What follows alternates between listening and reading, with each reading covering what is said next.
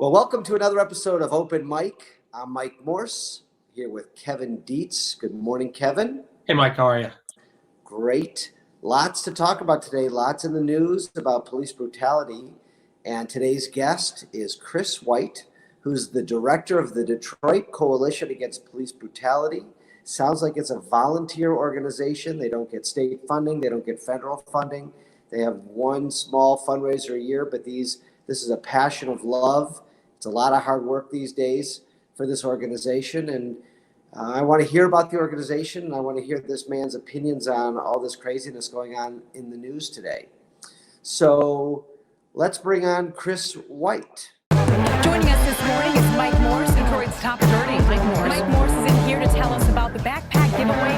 Adapt and change things up a little bit every year. Good morning. How are you all doing today? Good morning, Chris. Good. We're good. How are you?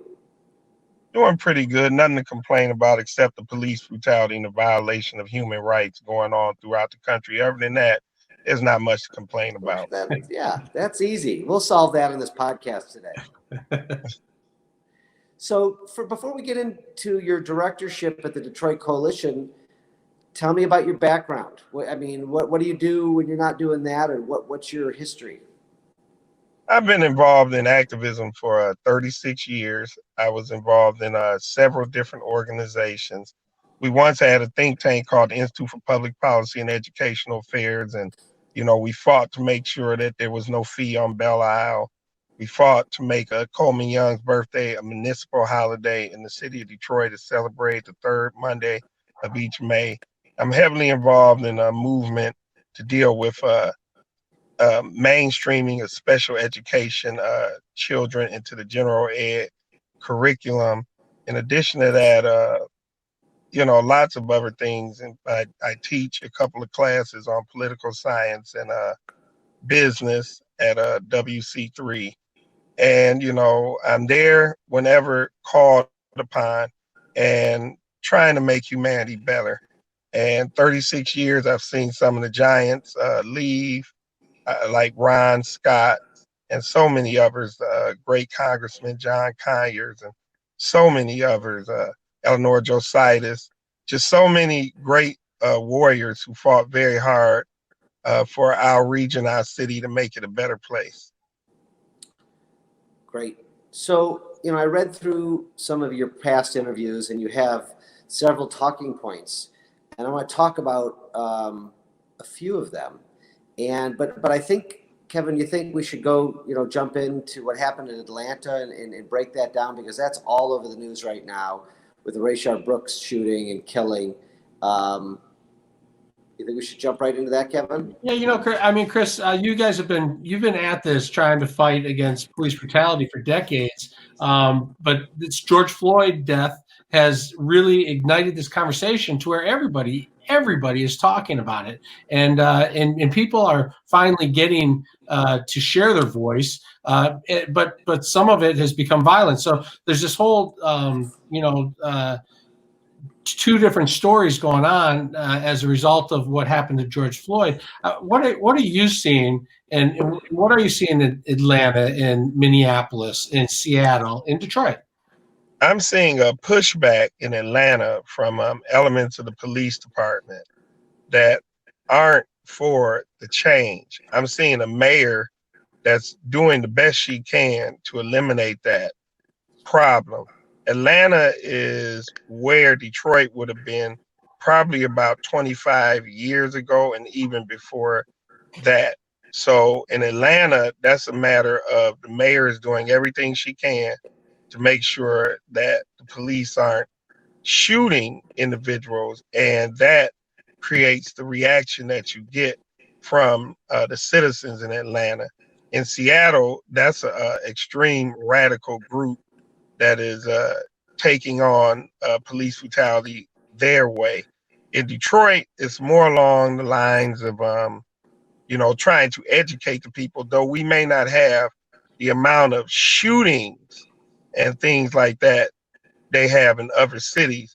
Our concern here in Detroit is a managerial issue and more African Americans on the police force And are we getting what we paid for? Now, that's the Detroit Coalition Against Police Brutality's position. Some groups may have a different position in that. But if you ask the overall person in the city of Detroit, they're more concerned about, are the police coming to your house and things of that nature? Are we getting the services that we pay for? So you have different groups that are trying to fight police brutality different ways. Some, to a degree, are counterproductive, because if you're trying to get your point across to reform the police department, then you might want to try to find a way to do it where you can get more buy-in from the people. But I understand different groups are going to have different ways of fighting it. And the issue is, we wouldn't be here but for the behavior of the police departments in these respective cities. Do you think Detroit has a unified voice? Does the country have a unified voice in what we're fighting for? Or are all these different fractions fighting for different things and confusing the message? I think that the objective is to have better policing. I think that the situation is different based upon every city. And I think that's why you're having some of the reactions that you're having in different cities. In Detroit, you're not going to have people burning down police stations and all of that, because of the political PR sideshow that we have in our city has proven to be effective for the corporate structure and the mayor and the chief, but not effective for the community when it comes to service. In Minnesota, you had several instances of police brutality that led to the death of an individual. In Atlanta, you're having full pushback by the police department that's really actively still shooting and killing people. So I don't think you're going to have one unified voice. I don't think you're going to have one strategy. I think that it's a city by city issue, and the people of those cities are doing what they think is right. And I think that if you're in the elected leadership of these cities, you want to bring people to the table and try to deal with their challenges so that you can fix the problems within your department. If you're the activist, you want to try to come together and see if you can decide on some goals and objectives on what you want your police department to look like. And you're going to have some radical elements that aren't going to want to work together.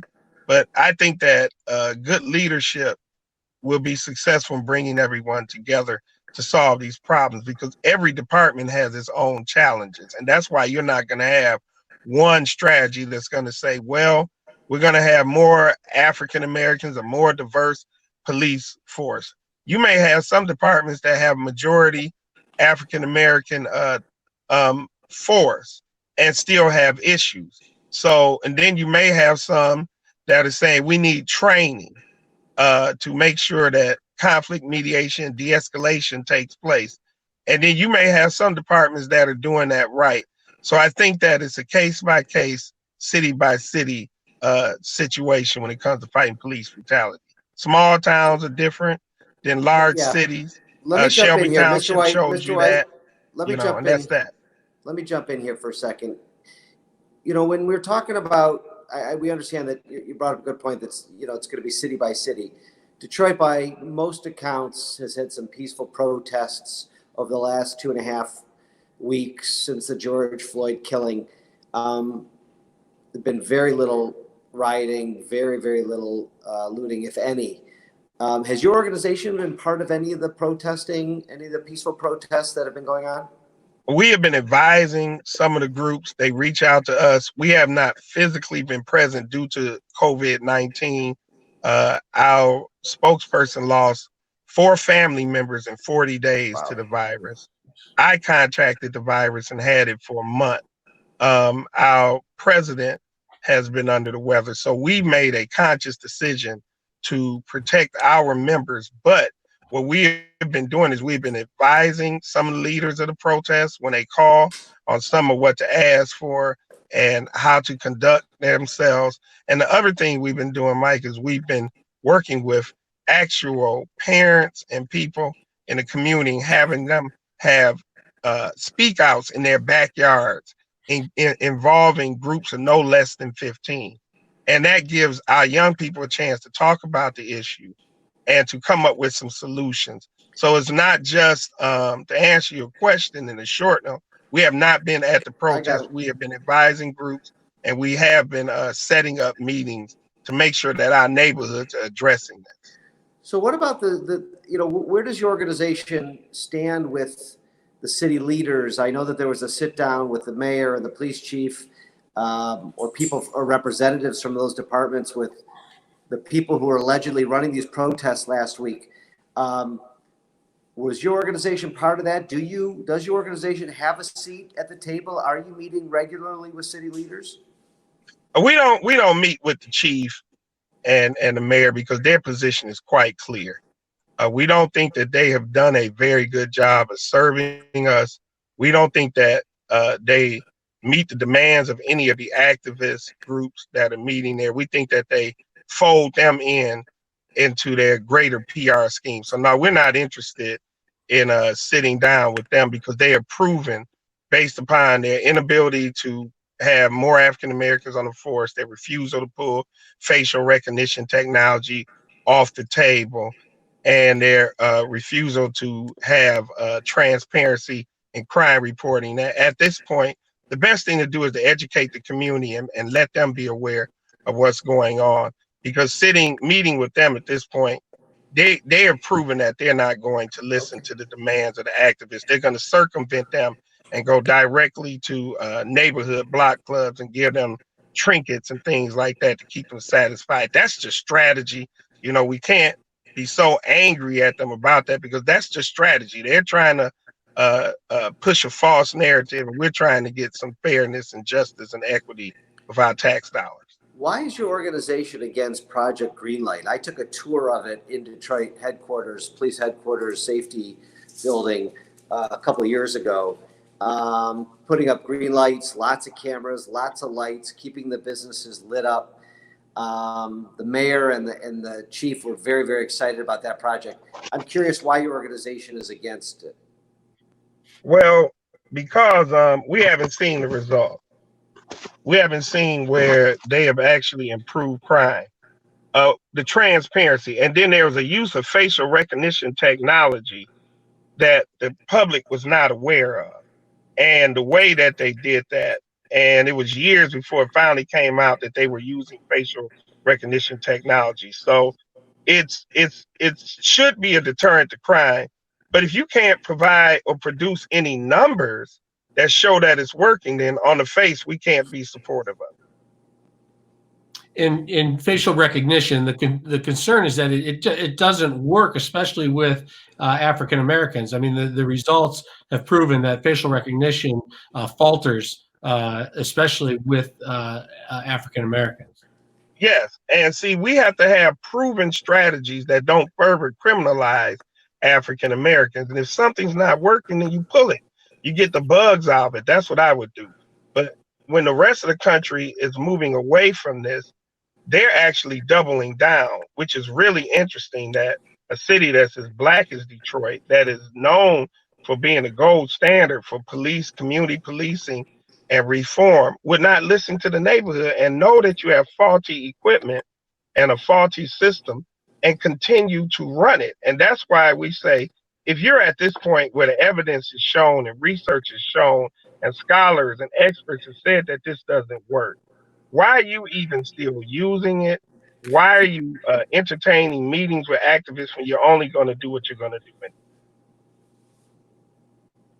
You were saying that you were concerned somewhat about the police chief talking about in the initial days after George Floyd's death, that they came out and said that this is not Detroiters, this is suburbanites, or maybe even people from out of state that are here that are causing problems. Did you see that differently, or they had statistics? They presented statistics that said, I think I don't know if it was 40% or 60% of the people who had been arrested or ticketed were not from the city of Detroit. Our concern is injustice anywhere is a threat to justice everywhere, as Dr. Martin Luther King said. And once you start saying outsiders, people who are fighting for justice should be welcome to fight wherever the injustice is taking place. In Shelby Township, you have an issue with the police chief and his tweets. People from Detroit have a right to go out there and call for his resignation and call for reforms in the Shelby Township Police Department simply because people from Detroit work in Shelby Township and Sterling Heights and Utica. And whites that live outside the city of Detroit come downtown to Tiger games and Lion games and Piston games, and they come downtown just to walk along the river. So when we start to set up this division of city versus suburbs, a couple of problems with that. Really, what they're saying is white people from outside the city are coming in here tearing up the city. Well, they need to just say that and not play around. Because if you really talk about city versus suburbs, Southfield is black, Pontiac is black. You have Farmington Hills. You have a lot of suburban communities that have a lot of African Americans. So why don't they just say how they really feel and just say that whites are coming in and trying to tear up the city? Well, just say that. But that's not necessarily the case, because if you take a look at Washington, D.C. and Seattle and other cities, and then take a look at Detroit, you can argue that they're not coming down here to tear up the city, because if people were going to tear it up, it would have already been tore up by now. So the issue is that it's a divisive strategy. And if I'm a city leader or a public official, I'm trying to bring everybody together, because when the police do something to you, rather it's in Royal Oak, rather it's in Detroit, rather it's in Shelby Township, Ypsilanti, it's police brutality. So injustice anywhere is a threat to justice everywhere. And that's why Dr. King traveled across the entire country. He didn't just stay in his part of the nation. He went to Chicago. He went to Grosse Pointe. He went all over the country. He was stabbed in New York. He went and shot in Memphis and assassinated. So he's been all over the country, because where there's injustice, you go and you fight it. The Shelby chief got to keep his job. Did you see that, Mike? He's going to be suspended for 30 days, get some training, but he's going to keep his job. I don't know, Chris, if you saw that yet or how you feel about that. I don't think that's the right decision. And if you notice what the township supervisor said was, we're not going to let these outsiders tell us how to address our affairs in our city. So the same argument that Detroit was using to stop suburbanites from protesting is the same exact argument that Shelby Township used to support their decision to keep a chief on board that should have been fired. Yeah, I mean, that's a major controversy. Been following it on Facebook. That's a surprising one that he got 30 days, but more on that later. Let's talk about Atlanta, Rayshard Brooks. I was listening to some podcasts this morning about that case. I want your opinion. There's some controversy. It feels like most people are thinking that the police could have done something different. And then there's people who are saying, this is a guy who punched an officer. He fought the arrest. He had a warrant out for his arrest, and a prior something. He grabbed the taser. He's fleeing. He turns around to tase a cop. What were the cops supposed to do? And I'm just curious what your take. I'm not giving an opinion. I'm asking what your take is on that. I think there are several methods of de-escalation that they could use. I don't think that I think they should have proper training on how to subdue someone if necessary. And then is there body cam footage that shows all this taking place? And that's the thing. And I think that it's an issue of training. And if there's a issue, then the police should be trained to subdue someone without having to take their life. I mean, that should be the absolute last alternative. And in Atlanta, that seems to be a problem. That seems to be the first approach. And we have to really do something about that. And I'm from Detroit, and I don't mind going down there and helping them fix their problem. Of course, unless they're going to call us outside. Right. So let me ask you, in Detroit, say something positive about the police. What have they been doing good? Well, it's kind of difficult for me to say that. I think less shootings, no shootings of people, I think that that's a positive. I think that that's a positive. But I think what happens is you find yourself rating the police department based upon shootings and use of force. And you can't just do that. You have to take a look at, are they getting the job done? And I don't really think they're doing a satisfactory job of solving crime. And I think that's what we need to look at. I've never heard this really until the George Floyd murder, but there's been lots of people talking about defunding the police, coming from Black Lives Matter organizations and other organizations. And is that something that you've been talking about for a long time here in Detroit, and I'm just hearing about it for the first time? Well, what we're talking about is a reprioritizing of the budget. We think the word defund scares the heck out of people. Because when you say defund in the general sense of accounting, that means take all the money away, which means that you'll be paying these officers unemployment because they won't be working. Also, you'll have a lot of equipment, police cars and stuff that won't be used. So what we're talking about is a reprioritizing of the budget.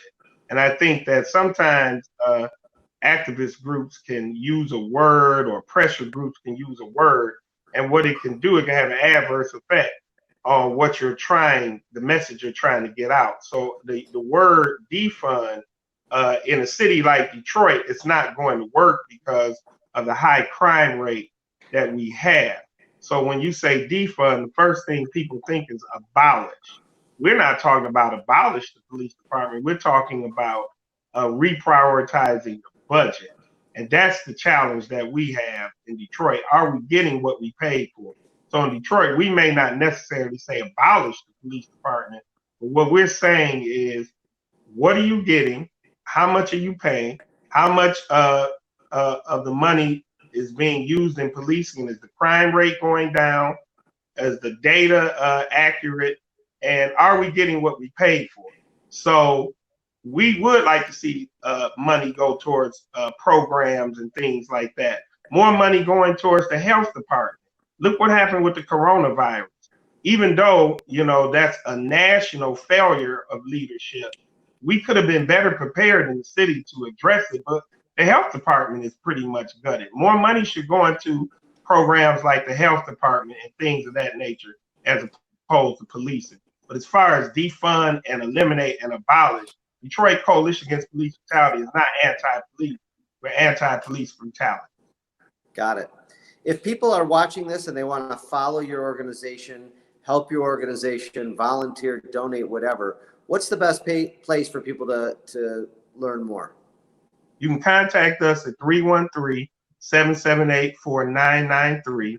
We also have a Facebook page, Detroit Coalition Against Police Brutality, from the war zones to the peace zones. You can become a member there, and we will be in contact with you immediately to get involved in dealing with the many issues that we face, and not just police brutality, but also conflict mediation. Excellent. Well, thank you for being on today. And as new things happen and as new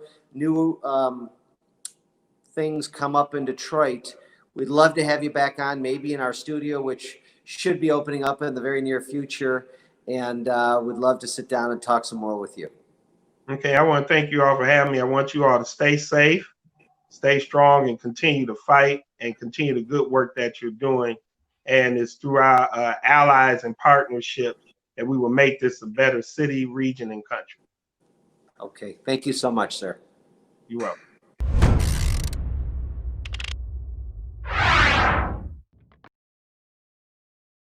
Well, that was an interesting conversation with Chris White, the director of the Detroit Coalition Against Police Brutality, spending a lot of time, a lot of energy trying to get the message out, it sounds like, trying to educate Detroiters on what they think could be different about the Detroit Police Department.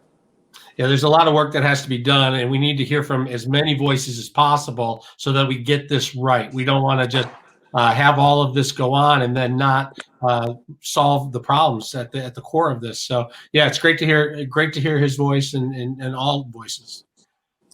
So thank you for watching another episode of Open Mic Home Edition. We appreciate it. Please subscribe to our YouTube channel or our podcast channel. Share, like it, comment on it, share it with your friends, and we'll see you on the next episode of Open Mic. Stay safe out there. You never know who you're going to see. I beat one guy one-on-one my whole career. It's timing. It's for the clinching goal to bring the trophy back. What you're going to hear. You got a lot of desperate people in the city. They're desperate because they don't have opportunity. Or what they've got to say. When you can take people inside of a crime, show them things they wouldn't normally see. The truth, the whole truth, and nothing but the truth. That's what you're going to hear on my podcast, Open Mic. Find it where you find your podcasts.